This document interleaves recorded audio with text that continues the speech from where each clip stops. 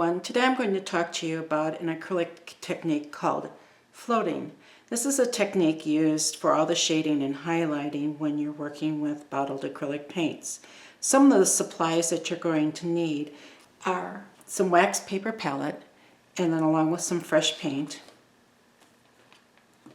a good water tub. And the water tubs that I like to use are the kind that have the grids in the bottom along with the separators on the other side, because I really like to get in and fill my brush with water and or clean the brushes in the water tub. If you're new at flowing, you're also going to need some floating medium, and you simply put a few drops into the water, and that will help extend your paint and help your floats look a little bit more smooth and even. You're also going to need some paper towel. The type of paper towel that I like to use is Viva. It's nice and soft, but it's very absorbent too. Some acrylic painters like to use shop towels. I think they're very absorbent and last a long time, but they do have a little bit of harsher materials in them, and they can tend to ruin your brushes over time. You're also going to need some high quality brushes that are golden Teflon. The two brands that I use are Dynasty's black gold brand, and these are simply golden Teflon, but they have an amazing spring and they work really well. But my go-to brush, and these are the ones that I use all of the time, are the Golden Natural brushes by Silver Brush Limited. Not only are they golden Teflon, but they're also 50% natural hairs, and they're just super thick. And what happens is the golden Teflon gives you the spring you need, and then the natural hairs in it are just so thirsty, and they help contain water consistency in your brush. So now I want to talk about exactly what is a float. And I had said it's for shading and highlighting. But what's really important is when you create a float like I have done here, that there's an opaque section, there's a part that's semi-transparent, and then it comes all the way out to transparent where the water was in your brush. So you have this natural gradation with all these different values within it. And that's what's going to help you shade or highlight your individual items within your design. There are many elements to floating correctly, and the first thing I want to discuss is how much water to put in your brush. So you load your brush with water and you can see how shiny it is. What I like to do is simply press down and watch the sheen disappear, and then I turn it over. So again, I blot, the sheen disappears, and then I turn it over. That way I know that there's enough moisture in the brush where the paint will join with it and flow out of it, but there's not so much that I will lose control. If you have too much water in your brush, you will lose control of the paint that's in it. If you don't have enough, it's going to cause the paint to drag. What I'm going to do now is I'm going to load the brush properly, and we always come in off the side of the brush. I'm using a paper palette, not a wet paper palette. If you live in a dry area, which I do, you can store your paints on a wet palette, but I always load my brush on a dry palette, because every time you stroke on a wet palette, you would be picking up additional water and then having too much in your brush. So as I'm corner loading or side loading this brush, I want to make sure that I load it really well. Then I come over here and I use a lot of pressure, and this is one time where I use a lot of pressure. And what I'm doing is I'm looking for a gradation. I've had people ask me, well, how many times do you stroke it? Well, there isn't really a method of counting, but what you do is you make a visual observation. And so what I'm seeing here is if I got opaque to semi-transparent to transparent paint. And so it should really work well on my surface. So then what I'm going to do is simply touch my brush down. And so you can see I have a really nice float there. Now, the brush position is in about a 30-degree angle, And I'm using a very light touch. I've also seen students want to hold their brush up here and bend the brush and have all this pressure, but you can see how difficult it is to control.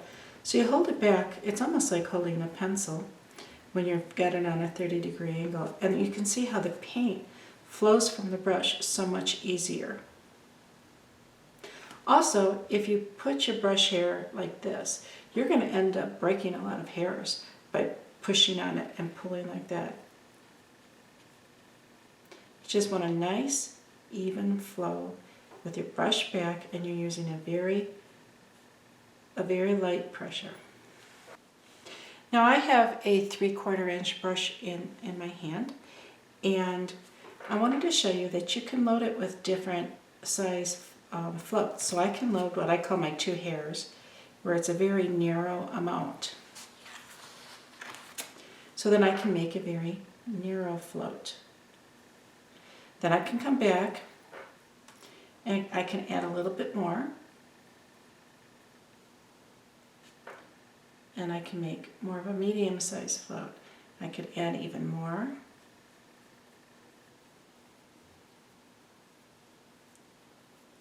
And you can see as I add more, I have to really spend more time working it into my palette. And then I have a wider float. So just by controlling how much paint you load into your brush, you can control the size of your floats.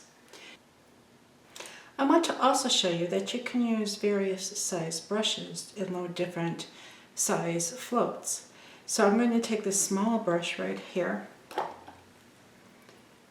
and I'm going to, again, just load 2 hairs into the brush. And I can make a nice thin float. Or I can add just a little bit more. And I can make a wider float. And I can load about half the brush full and make a slightly wider float. What's really important is you don't let the paint come more than halfway into the brush. Now let's discuss the actual floating process. Once I have my brush loaded,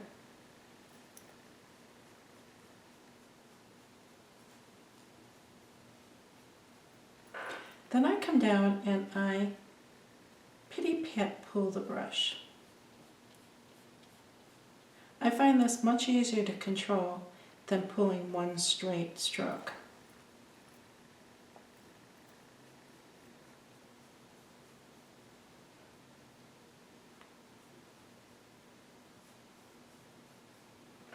So if I'm coming over to an irregular shape surface, then what I can do is I can turn my brush any direction I want and shade the object. For those of you who are beginners, Decoart makes a glazing medium in the Americana line, and I would never have anyone use this on their surface, but for practice reasons, instead of dipping your brush into water, you can put your brush into this glazing medium and then side load the brush. What I'm finding is when I'm teaching beginner students, because it's not as wet as water, it's a little bit easier to control when you come in and make your floats. But again, I would use that as you're practicing and learning how to make floats correctly. Then I would move on to water. There are 2 other brushes that you can float with. I've been using a flat brush, and this is called an angular brush, and this is a filbert. Now I want to talk a little bit about the angular brush, because I know many painters enjoy floating with this.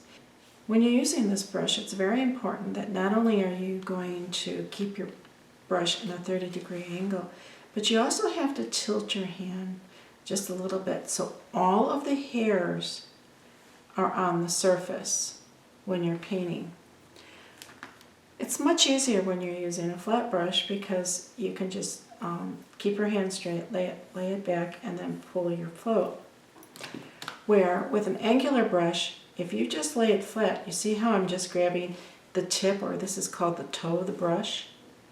And that's why a lot of beginning painters like to use this, because they think that they're floating by keeping the paint just on that toe. So let me show you how to properly paint with this. You do load the toe of the brush, and even as I'm blending it, can you see how I've got it on a little bit of an angle? Then when I come over, I can make this nice, pretty float. Now, what I see a lot of painters doing, a lot of my students doing, is they're coming over and they're handling it like a flat brush, where they're just putting that, they want to keep it square. And so it almost looks like you're getting a float, but you don't have the gradation. And unfortunately, this is a really good brush which pulls it. But you can see how much harsher this float is in comparison to that. If you have all the hairs down, you're going to have more gradation. And it's just, there's just a minute change. But when you're painting and shading something, it's also going to be very hard to do what's called walking out of float. And that's where, so if you have a tip like this and you're just pulling it like that, it's just going to almost look like solid paint. Where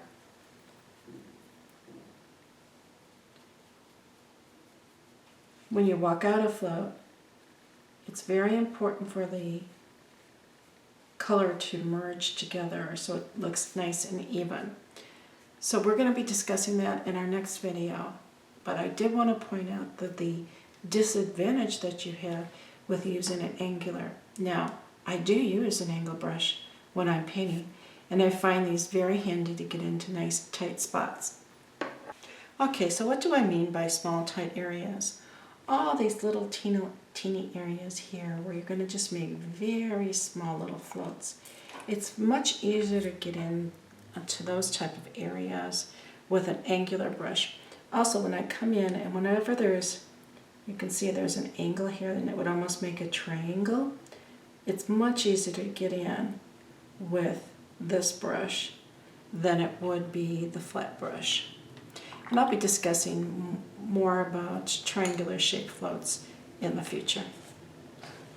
Okay, and now I want to discuss a little bit about a filbert brush. What I love about the Golden Natural filberts is it's got a nice full round head. If you get one that's a little bit more narrow or it even comes to a point, that's a cat's tongue brush, and it's more for different types of techniques, not for shading or blending like the filbert brush is. And so I load it in the same way. You can just come in and side load it.